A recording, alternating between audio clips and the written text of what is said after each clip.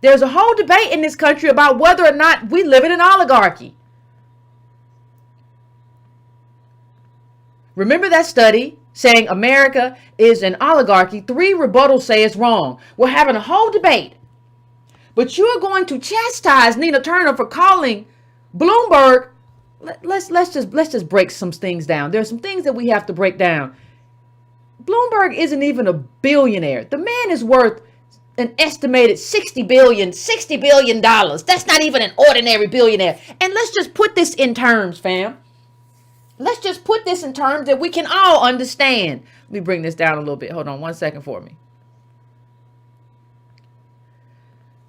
I said in a post yesterday that there are probably less than 600 billionaires. I think the post I saw yesterday said that when I pulled it up that there were like 607 or 602 billionaires in America.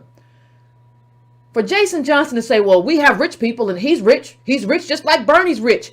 We have a little over 600 billionaires in America.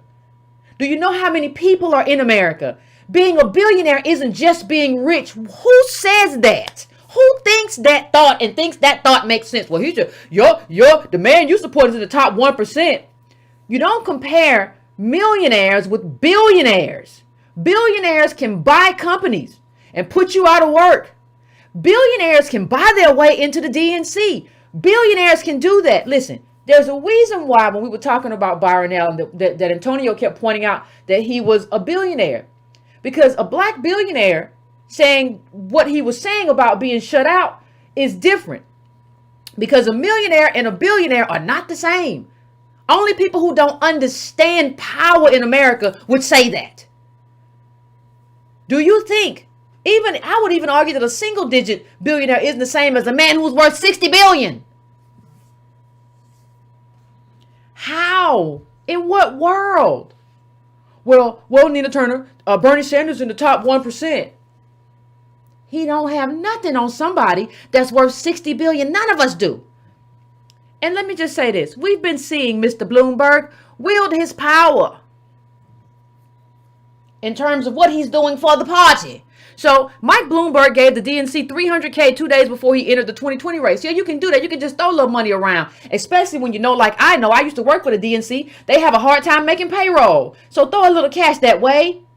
Goes a long way when you want to change the rules.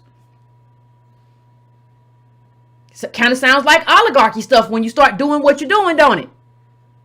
But what does it mean? What does the oligarchy conversation mean? From the Department of Academics confirming something you already suspected comes a new study concluding that rich people and organizations representing business interests have a powerful grip on U.S. government policy. Well, what are they trying to say? They're trying to say, if you look up the definition, even though it's derived from a Russian word, what it means is that a very rich person having political influence. How is that not Bloomberg? A very rich person having a political influence and outsized political influence. Let's just go with a couple more quotes from that article about the oligarchy. After examining differences in public opinion across income groups on a wide variety of issues, the political scientists Martin Gillens of Princeton and Benjamin Page of Northwestern found that the preferences of rich people had a much bigger impact on subsequent policy decisions than views of middle income or poor Americans.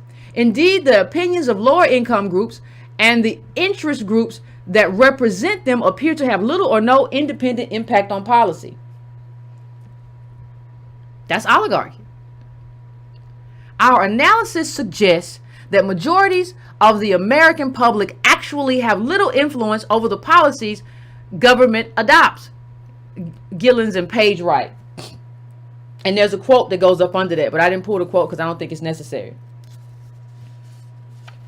What I'm saying to you is that, first of all, we've had this debate. What Dr. Jason Johnson is doing is normalizing income inequality. I don't know how you be a black man. Aren't you at Morgan State, a school which is taking all kinds of groups? It's not really a HBCU. It's taking all kinds of people of color because we can't really come there in those numbers and pay the tuition, so they had to figure other stuff out. I don't know how you don't understand and appreciate The problems caused by income inequality. Now, you can say that, but what you've just done is normalize a billionaire.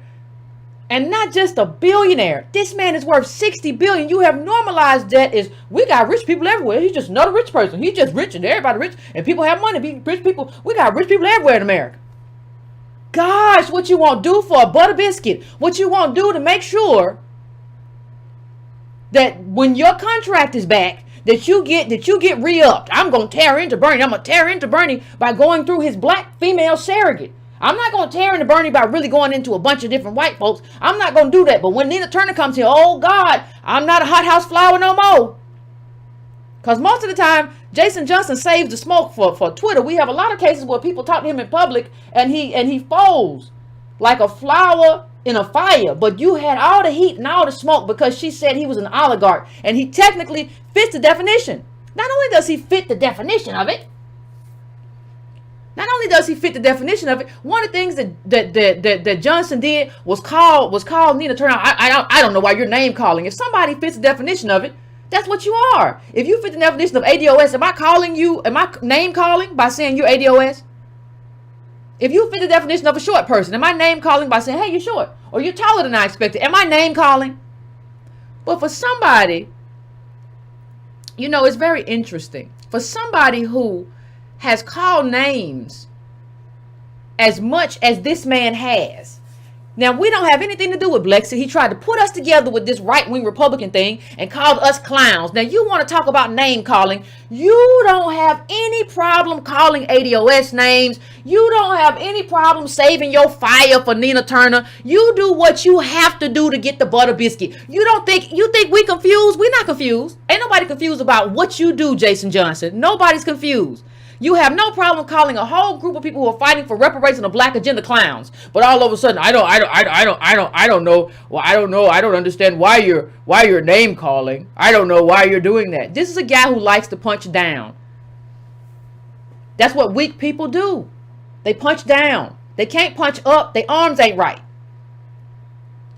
You punch down. You do that to us and you troll us because people say, and then people who read you were like, yeah, they must be because Jason Johnson said they're bots and trolls. Like he's some kind of authority on anything. And then he said something else stupid. We could start a whole thread, a whole meme of every stupid thing that Jason Johnson has said. He said, well, let me just bring this up bigger so you can see. And this is from like today. One more time for the people in the back. And you're not funny. Like people, if you're not funny, stop trying to be funny. You're not funny. You're not a funny guy. You're not witty. None of that. Stop. One more time for the people who didn't hear the first time. If I don't have health care and am struggling to make $15 an hour, the difference between a millionaire and a billionaire is negligible to me. Order of magnitude isn't the issue. Oh, you don't understand income inequality. You don't understand power. You don't understand anything. There is nothing negligible about the difference between a millionaire and a billionaire, and I don't care whether you are making $15 an hour or whether you are unemployed. There is an enormous amount of difference. You want to know what the difference looks like in real life? Let me see if I can find what the difference looked like, because I don't understand what he's talking about. This is what the difference looks like. See, if you're a millionaire, a lot of stuff you can do, but you can't buy a media company and lay people off. You can't do that usually as Bernie Sanders. Bernie Sanders can't go around because you compare it with Bernie Sanders is he's a top 1%. Nina, why you pick it on Bloomberg? You might need Bloomberg's money. See, that's what it is. That's what you run around. You run around chasing crumbs. You might need Bloomberg's money. Now, I'm not a fan of Bernie Sanders because he ain't a fan of reparations and he's been ducking what it is. What are reparations? I can't do. But that doesn't mean that you get to act like stuff is true that's not true. Bloomberg just bought CityLab and put half of its reporters out of work. Bernie Sanders can't do that. You can buy up all kind of stuff. You can buy up all kind of companies and reporting companies and make sure the news suits you if you want to. You can become a media baron and change the whole dialogue as a billionaire worth as much as Bloomberg is worth. That is the power of being a billionaire. You don't understand that the power, you think that the power is different? You don't think that the power is different? You think that they're the same because if you see through the lens of somebody making $15 an hour, I don't see the difference. The difference still exists whether or not you see it. What you can do, the power you can wield It's very different. And if you don't see it, I don't know why you're on TV. I don't know why you're teaching at anybody's college if you can't see that there are differences there. We can go to a couple of the other differences. Let's look at one of the other differences that people are complaining about, and rightfully so. They changed. Why do you think they changed the rules for DNC overhauls debate requirements? Open the door for Bloomberg. That didn't happen for Marianne Williamson. That didn't happen for all of the other people who've been booted off stage, right? And who haven't been able to make debates. Why do you think it happened for him? Let's just read a little bit about it for a quick second, shall we? The Democratic National Committee is drastically revisiting its criteria to participate in primary debates after New Hampshire, doubling the polling threshold and eliminating the individual donor requirement, which could pave the way for New York City Mayor Mike Bloomberg to take the stage beginning mid-February. Candidates will need to earn at least 10% in 4 polls released from January 15th to February 18th, or 12% in 2 polls conducted in Nevada or South Carolina in order to participate in the February 19th debate in Las Vegas. Any candidate who earns at least 1 delegate, 1 is all you need, to the national convention in either the Iowa caucus or New Hampshire primary will also qualify for the Nevada debate. The new criteria eliminate the individual donor threshold. Pay close attention to that. The new criteria eliminate the individual donor threshold, which was used for the first 8 debates, including next week's debate in New Hampshire. Bloomberg, the self-funding billionaire, has refused to take donations from individuals, which has thus far precluded him from participation. So let me tell you what that means. See, normally when you do the work, you have to do the work to be a presidential candidate. Doing the work usually means you got to get a bunch of donors. You got to go around. You got to talk to people. You got to be a popular candidate because people have to donate to you. That's what it means. You have set it up to where, no, I can just have money. I don't got to do none of this other stuff that you have to do. People don't have to like me or nothing. My money make you like me. And what?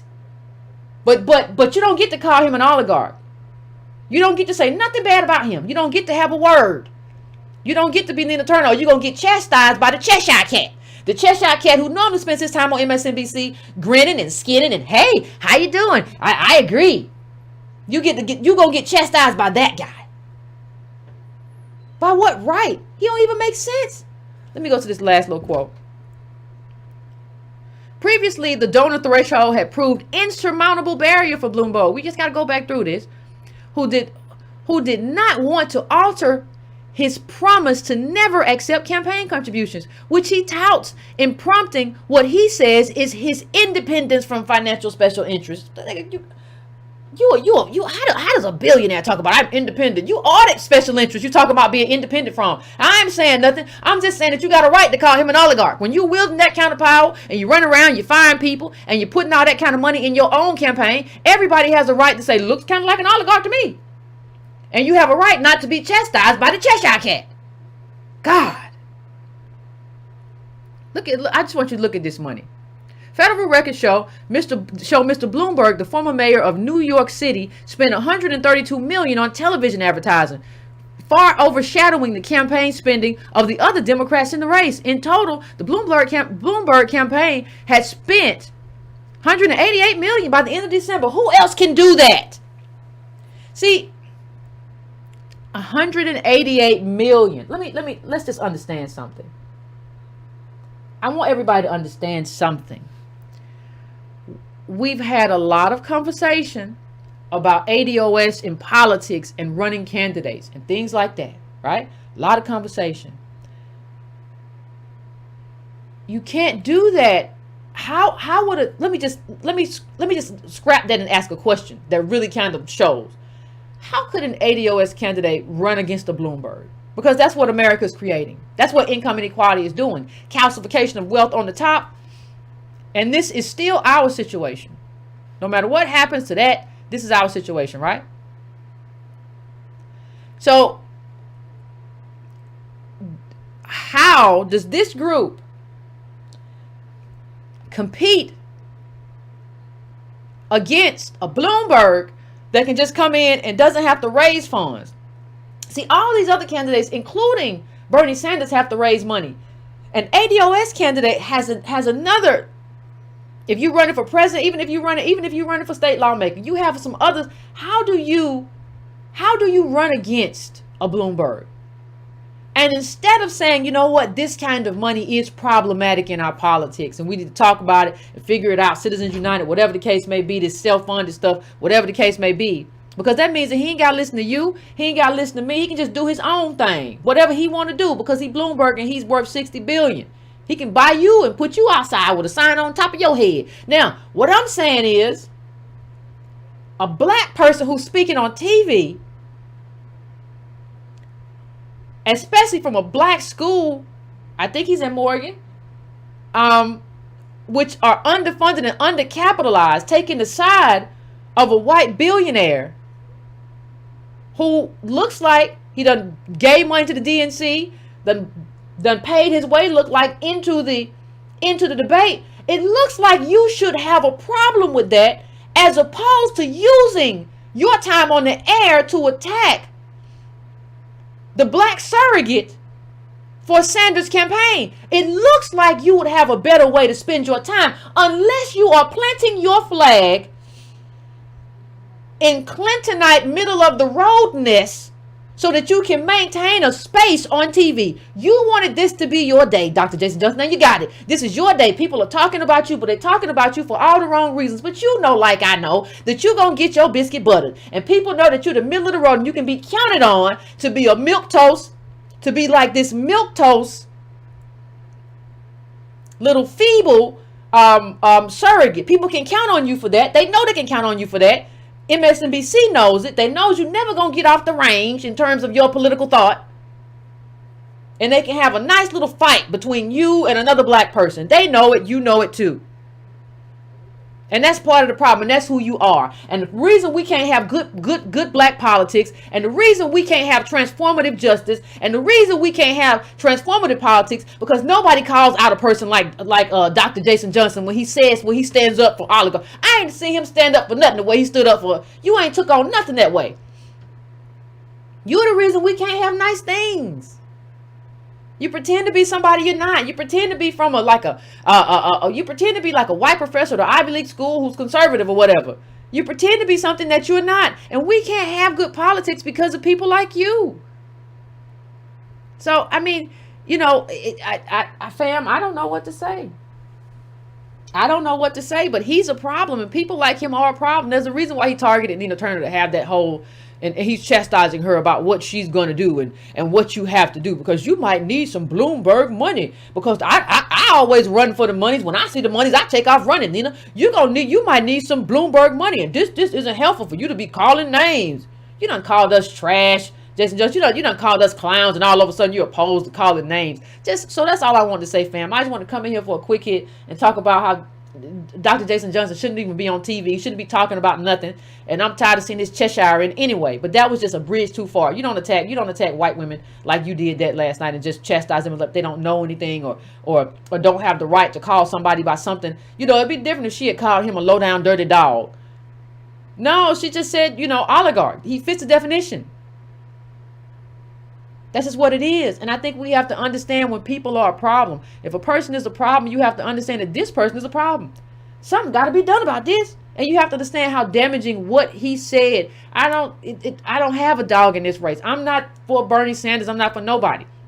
I haven't seen any presidential candidate that I would say I would side for. But you chose to go after her for a specific reason. You chose to anchor yourself in middle of the road in this conservative kind of like centrist democratic policies, and you decided I'm gonna use Nina Turner to do it.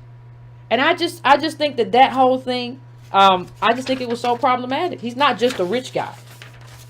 He's just a rich guy, and we have a